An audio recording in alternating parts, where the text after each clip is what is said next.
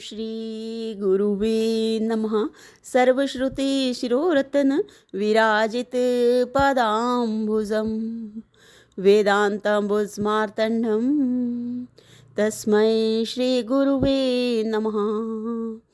ॐ सहना भवतु सहनो भुनक्तु सह वीर्यं करवावहै तेजस्विनावधीतमस्तु मा विद्विषावहै।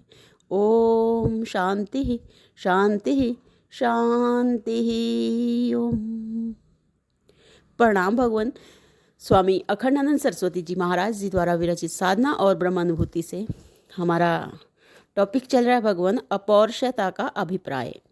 तो अपौरुषता में स्वामी जी ने बताया कि जो ज्ञान है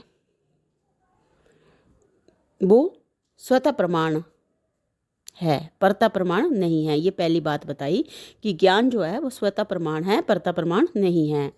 और दूसरी बात में बताया कि ज्ञान जो है वो स्वयं प्रकाशित है। अब तीसरी बात में बता रहे हैं कि ज्ञान काल परिच्छिन्न नहीं है।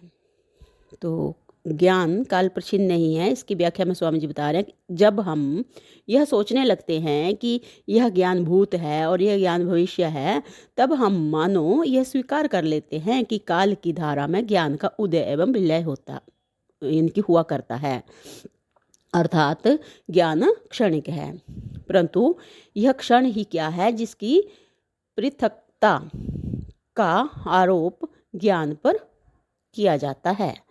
प्रश्न यह है कि काल सअवयव है अथवा निरवयव।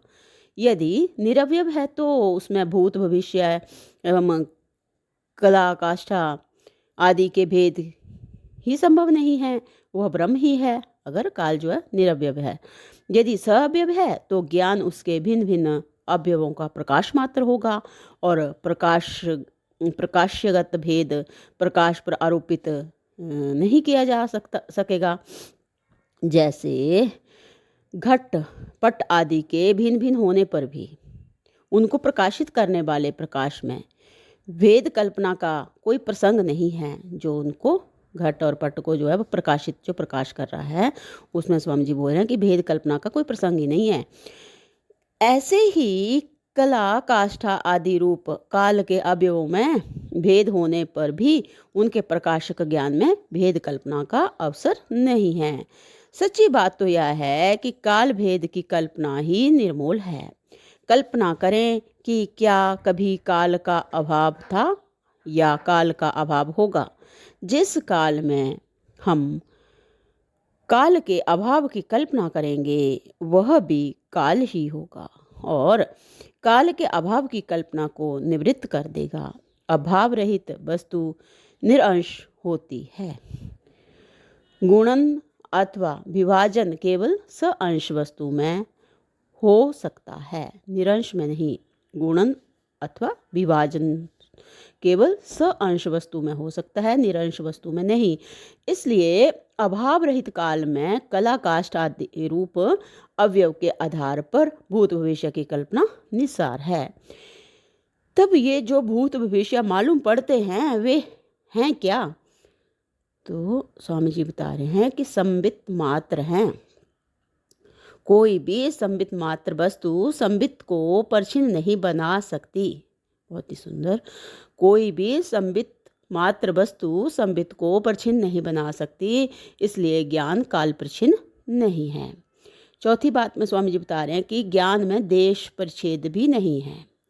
ज्ञान में काल परिच्छेद का निषेध करते हुए यह बात स्पष्ट हो चुकी है कि यह जो धारा अथवा क्रम की संबित है यह कालनिष्ठ नहीं है, संबित मात्र ही है। जैसे स्वप्न के 50 वर्ष काल के अभाव नहीं है, संबित रूप ही है।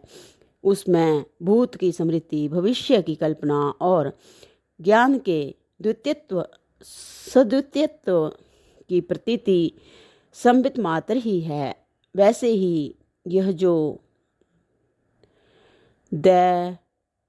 दैर्घ्य विस्तार की कल्पना हो रही है सो भी संबित से भिन्न नहीं है। पूर्व पश्चिम उत्तर आदि के रूप में प्रतीयमान देश भेद देशनिष्ठ है।